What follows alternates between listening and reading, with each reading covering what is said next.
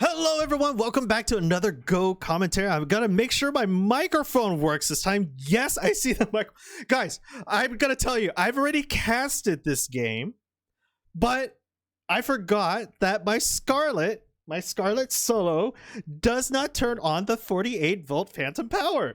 And so I did a whole cast without the microphone on. So I'm gonna redo this cast. We're gonna get started because it's still fresh in my mind, and this is such an amazing match. I am blown away by this match. So this is a viewer, not a viewer submitted match. This is just a match that I viewed on OGS. So we're gonna get started, and I'm gonna explain a little bit more overall. So who we have is mpny, who is a 1Q player playing against BJ76ER, who is also a 1Q player. So this is a very even match. And how I found these players is literally, as you guys know, not only do I get recommendation from you guys as the viewers giving me awesome games that you guys loved watching or that you guys have played, but I also go on OGS during people's live games, and I sit there and just watch the game and see how it unfolds.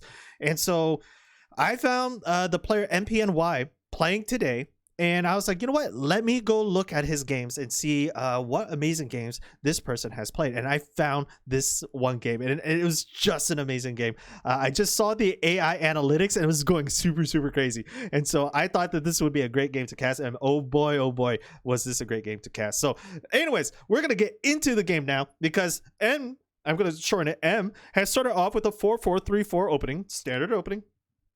But B has started off with both a 4-4 opening. And what we do see is M being extremely aggressive right here, going in for the Knight's Move invasion, a double Knight's Move invasion. And B is like, you know what? I'm going to do a pincer-like attack. You come in from the invasion point right here. I'm going to do a 4-4 H4 positioning opening, because I know that the critical points for an invasion is in this triangular shape. I believe that's what it is. So guys, I'm starting to learn invasion tactics, and from what my sensei has told me, there's a critical triangle that you would want to play if you're going to start invading into the opponent's territory. And because M played on such a low line, which is the third line rather than the fourth line, he did not hit one of those 3 critical points. And so what's happening is that B took one of those critical points and is now like, you know what, I'm going to take that critical point and I'm going to build a wall pointing straight up. And so you guys, you M, you can take this little corner, this little bit right here. You could keep that. That's what, 20 points for you? Fine. Keep that 20 points.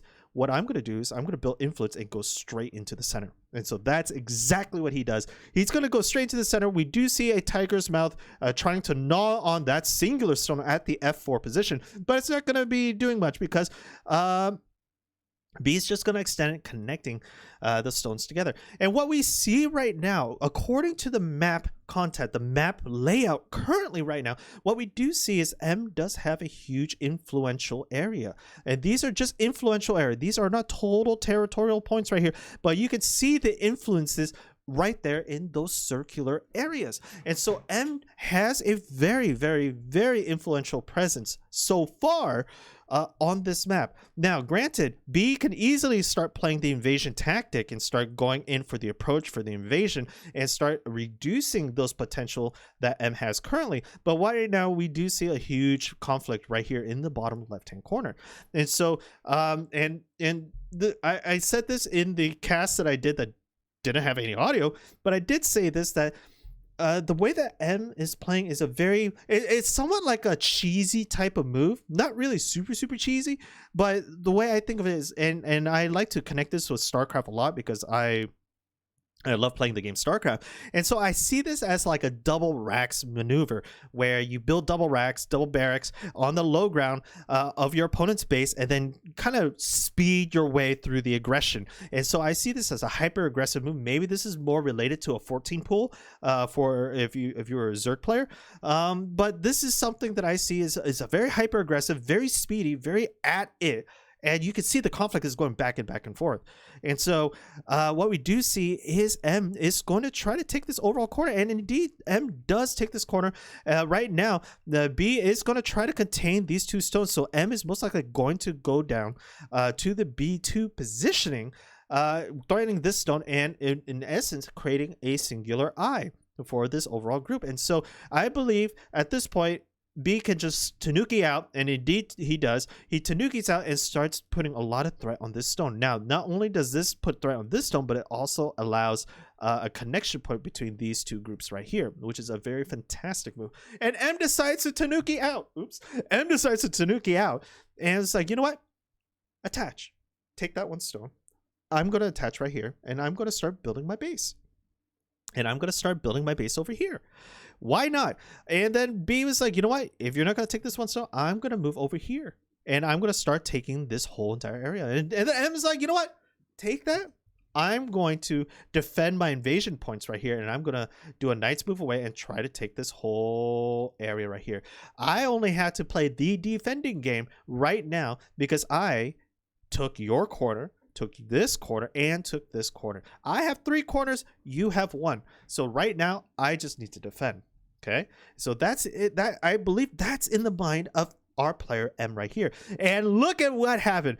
M decides to get greedy and starts extending right here next to B. And B is like, you know what? If you're gonna start approaching me, I'm gonna start approaching you. I'm gonna reduce your territory, my man, because you are being too greedy. And so what we do see is a Joseki pattern where M decides to respond to a shoulder hit right here. This is a shoulder hit on that stone, and B responds to a more complicated variation. Usually the player would stand up and then extend out to make a base, but B is going in for the more complicated maneuver right here, doing a double attachment and then potentially a third attachment right here, threatening that one stone.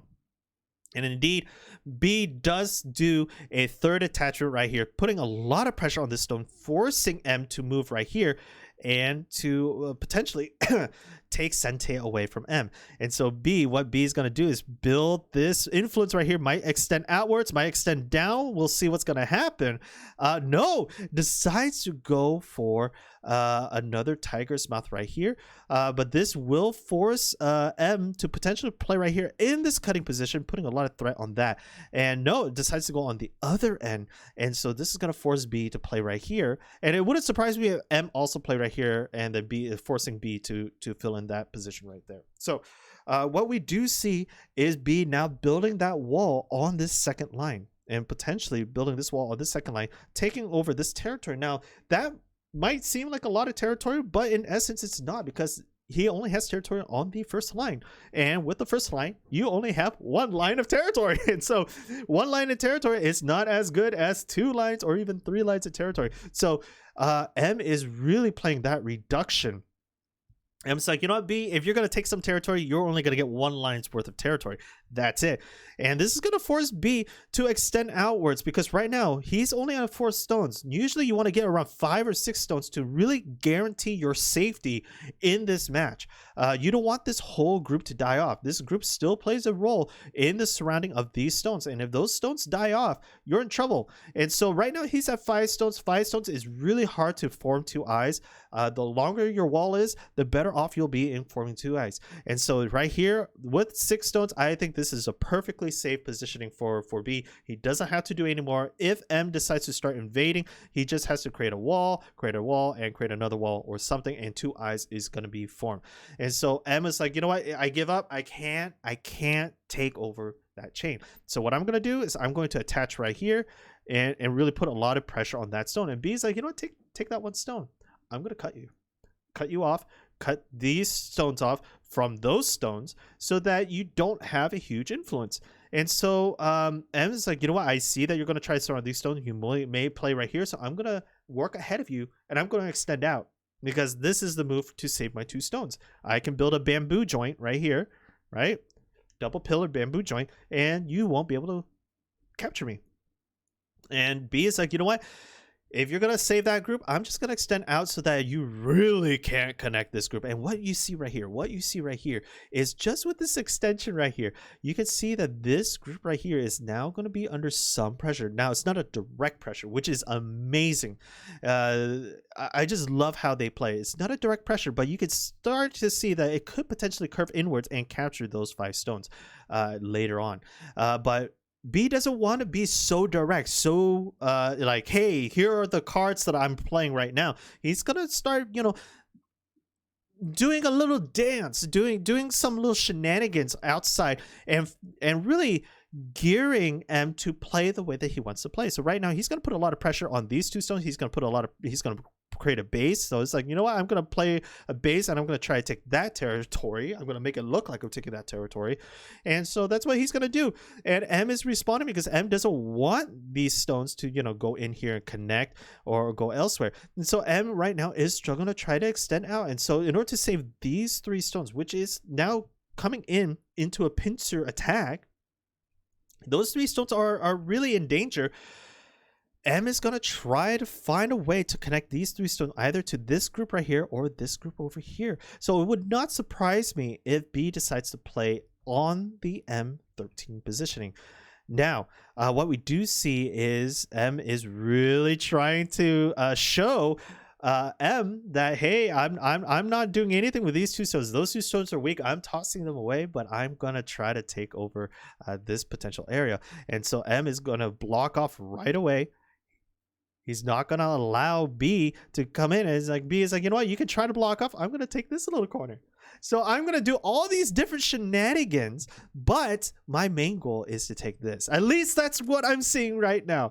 And so it would, like I said, it would not surprise me. Maybe play a little bit more moving positioning right here. Extend your territory up right here to not make it as obvious, potentially. But I think there's a lot of Aji right here, potential Aji right here for later on.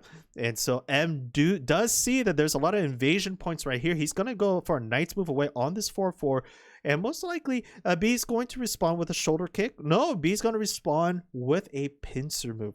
And even though I've seen this game already, I don't remember what happens. I just know that this was an amazing game. So he's gonna respond with a shoulder hit. Very similar, not shoulder hit, a pincer approach. And so, but this is on a 4/4 to a 3 positioning, and what we see right here is the attachment. Most likely M is going to connect up, and most likely B is going to extend down or extend up to build that wall, build that surround right there. No, but M decides not to extend up, and so this is going to gear into a shoulder hit or wedging attack right here. And indeed, B does go for a wedge attack. It's going to force M to do an extension right there, and potentially excuse me, B is going to connect right here, saving those 3 stones. Whew. So as you guys can see, my voice is somewhat going out. I mean, this is my second cast of this exact game. I really wish that first cast was there, because the authenticity of what's happening is so much more prevalent. This one, I kind of know what happens, so it's not going to be as authentic as when I first saw it, but it's still an amazing game. And what you see right here is a wall starting to form. And so B is going to go in for a peeping move right here to peep at this cutting potential. And most likely, M is going to fill in that cutting. No, M does not fill in that cutting potential. That's actually, I don't know. That might be a good move. Yeah, you can take this 1 stone. And so does B respond to that? B is like, nope, take that 1 stone. I'm going to surround you even more. So I'm going to surround. I'm going to start building that barrier. I'm going to build this barrier here. You take that. Yeah, take that 1 stone. Take it. I'm going to cut you right here. This is the move I'm going to do. I'm going to cut you right there, or I'm going to play right here, forcing you to connect that positioning. And indeed, he decides to cut the overall potential away, and this is a dangerous move right here for M, because M needs to find a way to protect the cutting points right there. So M decides to play a tiger's mouth right here, trying to defend those 2 stones. And so B is most likely going to extend downwards, trying to contain his opponent and say, oh no, B decides to play. What did I say, guys? B decides to play at the Nancy 13 positioning, extending outwards. And M does know that the surround is starting. Look at this. The surround is starting. Here. The surround is starting potentially right there. And you can see these stones are starting to get contained. But B is like, you know what? Nope. No. I'm not surrounding you guys. This is fine. You stay there. I'm surrounding these stones. I'm surrounding the see the game he's playing. He's playing that psychological game.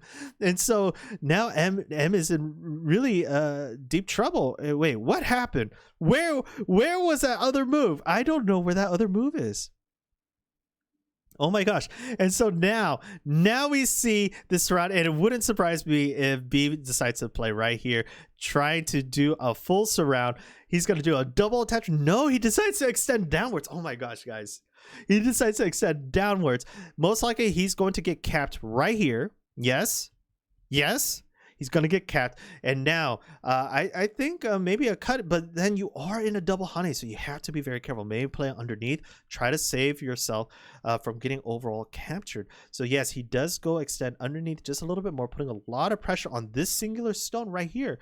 Most likely we might see a cutting position, but then that leads open to multiple cutting attacks. If B was really greedy, he's going to try to find a way to capture those two stones, but he decides to go for that single stone, and because this stone is now in trouble, as well as this stone, it's going to force M to connect right here, and then B can easily just go right here, putting a lot of pressure on that stone, and ultimately connecting this group of stones with those groups of stones right there. And you guys can see he's doing this. He's like, you know, take it. I have multiple tactics. I have multiple strats, and I'm gonna, oh wow, he decides to connect those 4 stones, leaving this stone open. Ooh, and this is gonna force that move for B. He's gonna do an extension move right here, but now this is actually a very, very strong move, because there could be a potential ladder move right here. No, there cannot be a ladder move. The reason why, because this stone right here will break with that, so he does have to force the extension up. It's gonna force B to go up one more time, and potentially cause a lot of issues right here with these 2 stones. These 2 stones are in trouble, and most likely if M doesn't connect the stones right here, there's going to be a lot of pressure on this single stone. And so M decides to play a tiger's mouth right here, putting a lot of pressure on those 2 stones, and also protecting the potential capture of this single stone right here. And B is like, you know what? I see what you're doing. You might capture those 2 stones, but I need to defend right here, because this shape right here is a very your house is on fire, so to speak, and you don't want to leave your house on fire and attack elsewhere or go fishing elsewhere when you need to save that group. And that is a very vital group, because if B loses this group right here, then M is going to have this whole entire bottom right side of the field to himself, and B does not want to give up that influence. That is a very major influence. And so now what's happening? This group is in deep trouble. I don't know. These 2 stones are in trouble right here. So these 2 stones are ultimately territory of B's. No, B, oh no, B. Oh, these 2 stones right here. These 2 stones. That was an amazing move, M. And that was an amazing move, because now these 2 stones are in trouble, because oh my god, no, there might be a breakthrough, but B is like, you know what, go ahead, break through it, take those 2 stones. I'm gonna put a lot of pressure on this stone and potentially do a cutting move, because now B will trade you those 2 stones for those 6 stones, and that is a fair trade in B's book, right B? And so and guys, I'm really hoping that I'm capturing my first authentic playthrough, because those key moves right there were so phenomenal that first time I saw this game. And so right now, well, there's so many cutting positions. M, you had to play at the Mary second position just to defend, or at least connect Man, there's a lot of potentials for a cut in here. And yes, I get that you're trying to contain your opponent, but you can see that there is a territorial surround right here, and you can see, look at this surround. Did I say the surround was imminent? Look at this amazing surround from B is capturing all of these stones. B is capturing the top right hand corner and the bottom right hand corner, but however, these two stones are gone. I think that is property of M. And so this match right here, you could see the wall starting to build. The wall is starting to build. We could see that, yes, M has a strong position. He can push left, but the move is okay. It's really, really okay. It's not gonna I think B has such a strong positioning right here, that yeah, the influence might be over here. Maybe M can build like some sort of surrounding territory right here and just getting those bit of territory. And right now we do see a lot of pressure on these 4 stones right here, but B is going to come in and take these 3 stones, forcing M to play down there. And now B has Sente. B now can Tanuki out, do whatever B wants. B can also play right here, potentially forcing a lot of the moves, right? No, B decides to connect the stones, and look at this. B is, oh my gosh, B. Oh, now what is M's position? M is gonna go forward just a little bit more and, you know, put a lot of pressure on these 3 stones, but I don't think that's gonna do anything. If anything, B has to protect this single stone. No, B decides to give up that stone. Why? You know, if oh, whoa, hold on. Wait. Let's talk this out. So if B is like, you know what, take that single stone. I need to find a way to escape, because right now I see that I'm starting to get surrounded. There is a line here. There's a line here. And potentially if B tries to escape, M is just going to play here, and here, and potentially surround all of those stones. So B is like, you know what, I'm going to sacrifice this 1 stone and I'm going to extend outwards so that I don't get a complete surround and I don't lose this whole entire right-hand group. And that is an amazing insight. And now there's a lot of pressure on this single stone right here, and B is trying everything they can to protect their group right here, and it's gonna force move. But look at what's happening right here. B can play right here and put a lot of pressure on those 3 stones, and so those 3 stones are now in trouble. And if there's an extension, B just has to play right here, and those 3 stones are dead. There's nothing. Oh no, a bamboo's joint maybe, but the B plays down 1 more. B plays down. There's nothing that B can do. These 3 stones are dead. Those 3 stones are dead. B can go extend out. Yeah. No. There's nothing. How can you protect that? How can you protect? Yeah, you move out. B's gonna block you. B's gonna block you right here. And now it's a ladder position, right? It's a ladder. No. Yes. Yeah, block. All right. So those 4 stones are now in tar. So now B's putting a lot of forcing moves right here. But wait. M is going to go down, putting a lot of pressure on this. Hold on. M is going to put a lot of pressure on this. So B has to go extend downwards, you know, creating this huge wall, right? No. What? You have these 4 stones, these 5 stones. Okay. So B is thinking that, you know what, you take that 1 stone, I'm going to take these 3 stones. But that's a hard, you know, M can take it at any time. So B is now going to be like, you know what, I'm gonna start building influence then. You take 1 stone, I build potential. Take 1 stone, I'm going to build potential. And so what's going to happen is that B is most likely going to start building this big wall right here, this huge wall. Okay. M better be careful, because these 2 stones are in a huge... Oh, no. B decides to extend up 1 more. 1 more. Wow. Goes up, caps it. Yes. Cap? There is a huge cutting position right here. This is a huge cutting position right here. M has to find a way to escape or protect themselves. Yes.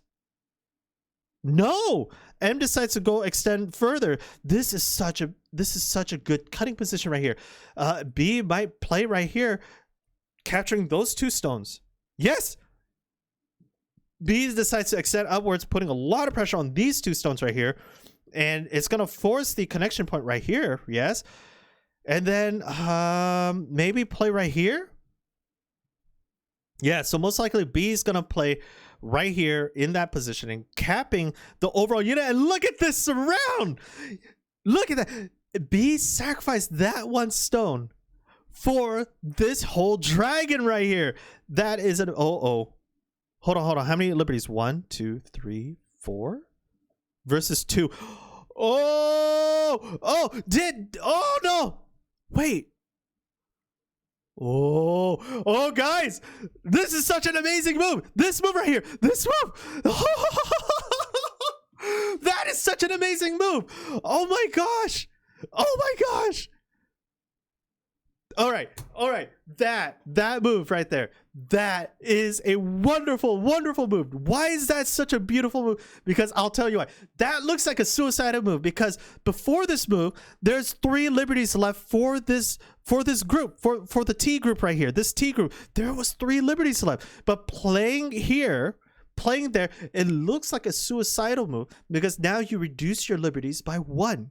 Right? But that isn't, because look at what happened. He played right here, putting a lot of pressure on that 1 stone. This is going to force M to extend upwards. It's going to force M to extend upwards. And now look at what happened. If M decides to play here, say that M plays right here, okay? Extends upward, protects himself. Now look at whose turn it is. It is currently White's turn to move. Now let's count the liberties. Let's just count the liberties. White has 1 liberty, 2 liberties left on this cross group. Black has 1 liberty, 2 liberties left on this dragon. Do you guys see that? And it is White's move. So what's going to happen is that White is going to play right here. Black is going to play right here. But then White plays right here. It captures the whole entire dragon. The whole entire dragon. That dragon is gone. Oh my gosh. And then Black resigns, because Black can't do anything. The whole entire dragon is completely dead. There's humongous amount of influence in the center for White, and there's nothing that Black can do. Black can't do anything right now. There's nothing. Oh my gosh. And so here, let's take a territorial count. Was it right for Black to resign? Okay, let's take a count. So right now, let's take a look at White's territory. White has this corner right here, ish. Yeah. White has this bit. Yeah. I think White has this group right here, as well as potentially all of this. Yeah. And just this little single row and this bit right here. Versus Black. Black has maybe this bit right here. Black has this bit right here, that bit right there, that bit right down here. Yeah. This bit right here. Yeah. As well as this. So it looks like territory wise, and maybe this bit right here, just maybe, it looks like territorial wise Black is ahead. But because White was able to capture all of these stones right here, so let me erase all of my wonderful circles. Because White was able to capture these stones right here, that's a good 8-9 stones plus another 10 stones right here. That's an additional 20 some points, 30 points, 40 points, whatever it might be. That's an additional point right there for White, and that could be a game breaking win. So let's take a look at the estimated score. Yes, estimated score. White has won by 16 points. 16 points, guys. 16 points, and that's all because of the captures right here on right here. This solely because of those captures. That is amazing. Look at it. Look at how much more influence Black has. Black has all of this influence. Look at all of this.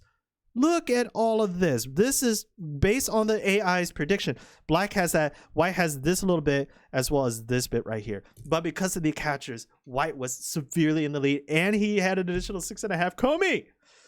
Oh man, what a game! What a game! Guys, I hope you guys enjoyed that. This was a game that I found randomly, and so I really hope that you guys enjoyed this cast.